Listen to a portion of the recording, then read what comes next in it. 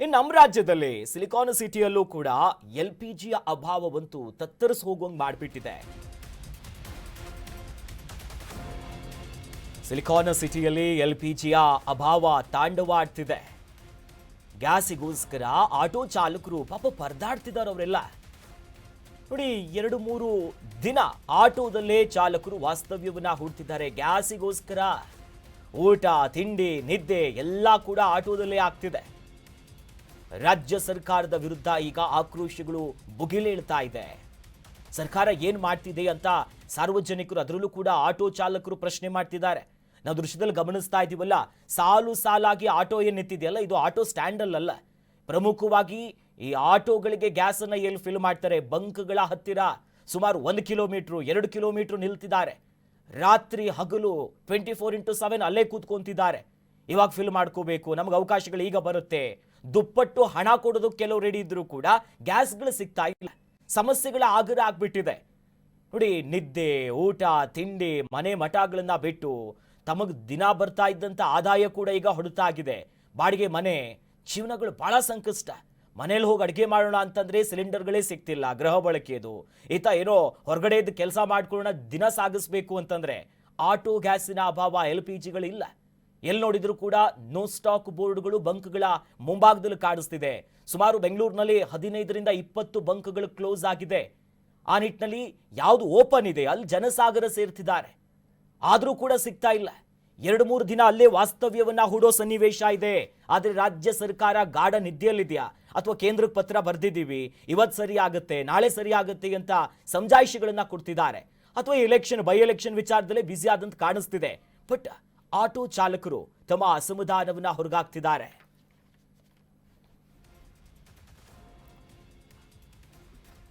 ನೋಡಿ, ಜೊತೆಲಿ ನೋಡಿ, ಈಗ ಜನ ಒಂದು ಪ್ರಶ್ನೆ ಎತ್ತುತ್ತಿದ್ದಾರೆ. ಈ ಗ್ಯಾರಂಟಿ ತರ ಯೋಜನೆಗಳನ್ನ ಕೊಟ್ರಲ್ಲ, ನಮಗೂ ಈಗ ಏನಾದ್ರೂ ಒಂದು ಯೋಜನೆಯನ್ನ ಕೊಟ್ಬಿಡಿ, ಈ ಪರಿಸ್ಥಿತಿಯನ್ನ ನಿಭಾಯಿಸದೇ ಇದ್ರೆ ವಿಷ ಆದ್ರೂ ಕೊಟ್ಬಿಡಿ ಅಂತಿದ್ದಾರೆ.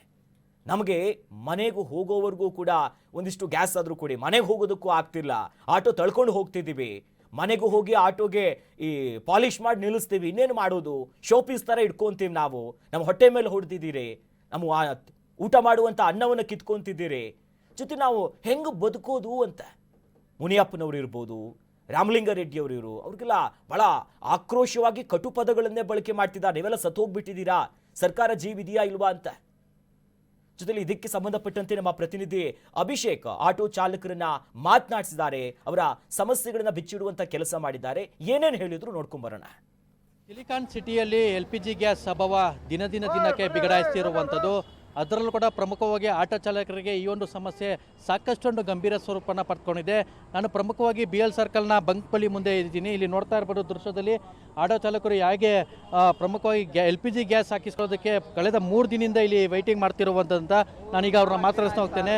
ಸರ್, ಈಗ ನೀವು ಯಾವಾಗ ಬಂದ್ರಿ, ಏನು ಅಂತಿದ್ದಾರೆ ಬಂಕ್ ಅವರು? 1,000 ಗಾಡಿ ನಿಂತಿದ್ದಾವೆ, 4 ದಿನ ಆಯಿತು, ಅಲ್ಲೇ ಮಲ್ಕೊಂಡಿದ್ವಿ. ಆ ರಿಂಗ್ ರೋಡ್ ಬಿಟ್ಟು 1 ಕಿಲೋಮೀಟರ್ ಗಂಟ ನಿಂತಿದ್ದಾವೆ. LPGನೇ ಸಿಗ್ತಾ ಇಲ್ಲ. ಏನು ಸಾರ್ ಮಾಡೋದು ನಾವು?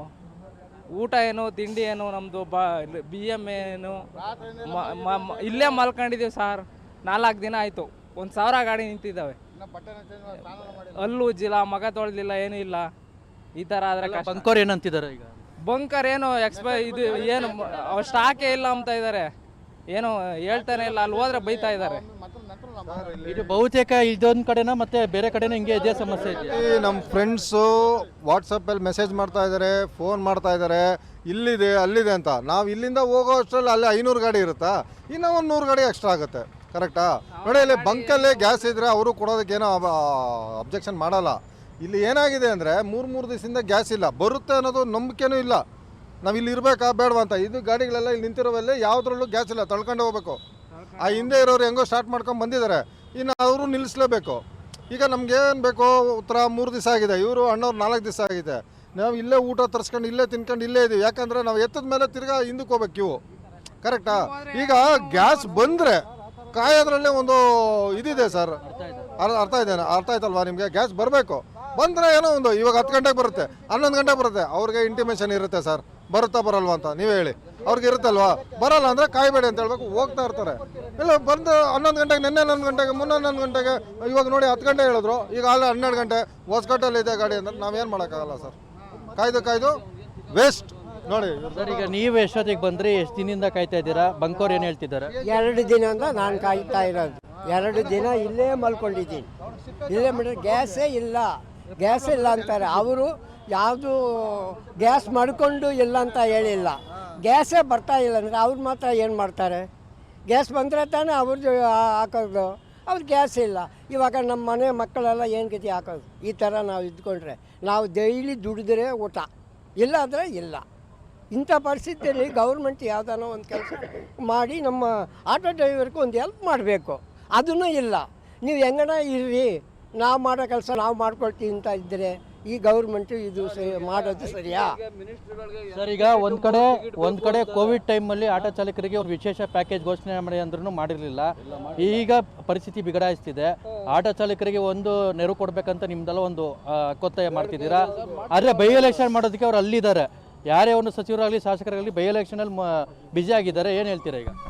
ಸರ್ ಏನಿಲ್ಲ, ಇದು food minister KH Muniyappa, transport minister Ramalinga Reddy ಸತ್ತೋಗ್ಬಿಟ್ಟಿದ್ದಾರೆ. ಅವರು ಇಲ್ಲ ಅಲ್ಲಿ ಅವ್ರಿಗೆ ಏನು ಜವಾಬ್ದಾರಿ ಇದೆಯೋ ಆ ಜವಾಬ್ದಾರಿ ಅವರು ನಿಭಾಯಿಸ್ತಿಲ್ಲ.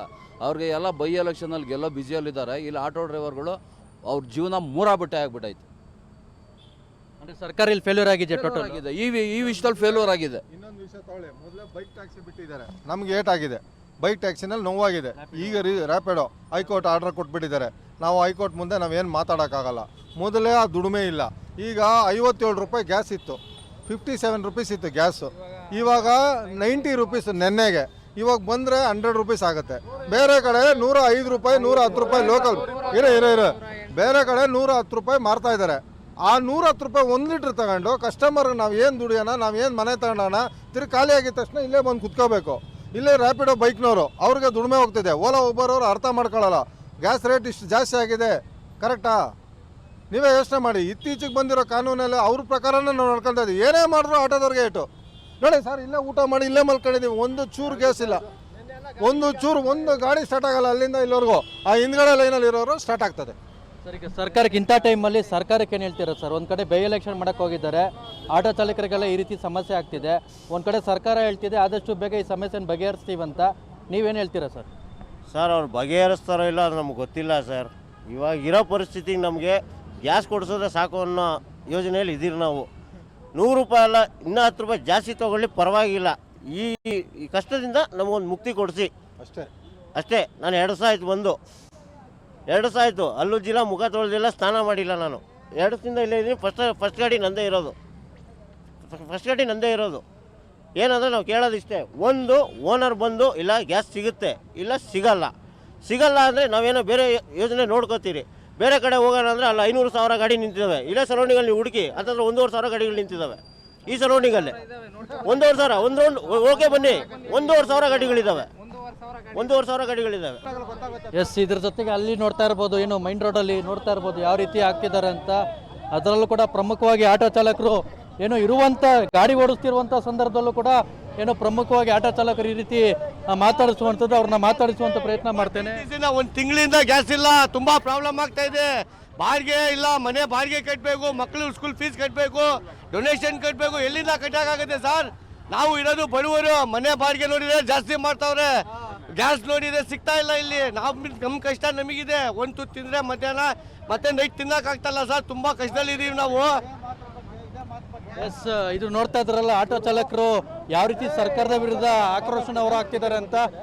ಒಂದು ಅವಕಾಶ ಮಾಡಿಕೊಡಿ ಸರ್ಕಾರಕ್ಕೆ. ಯಾಕಂತಂದ್ರೆ ಪ್ರಮುಖವಾಗಿ ಇಲ್ಲಿ ಆಟೋ ಚಾಲಕರು ಇಲ್ಲಿ ಮನವಿನ ಮಾಡ್ತಿರುವಂಥದ್ದು, ಸರ್ಕಾರಕ್ಕೆ ಇಂಥ ಸಂದರ್ಭದಲ್ಲಿ ನಮಗೆ ಗ್ಯಾಸ್ನ ಪೂರೈಕೆ ಮಾಡಲಿ, ಇರುವಂಥ ಅಭಾವನ ಆದಷ್ಟು ಕಡಿಮೆ ಮಾಡಲಿ ಅನ್ನುವಂಥ ಒಂದು ಬೇಡಿಕೆನ ಇಡ್ತಿರುವಂಥದ್ದು. ಯಾಕಂತಂದರೆ ಏನೋ ಒಂದು ಎಫೆಕ್ಟ್ ಆದರೂ ಇಲ್ಲಿ ನೇರವಾಗಿ ಆಟೋ ಚಾಲಕರಿಗೆ ನೇರವಾಗಿ ಎಫೆಕ್ಟ್ ಆಗುತ್ತೆ.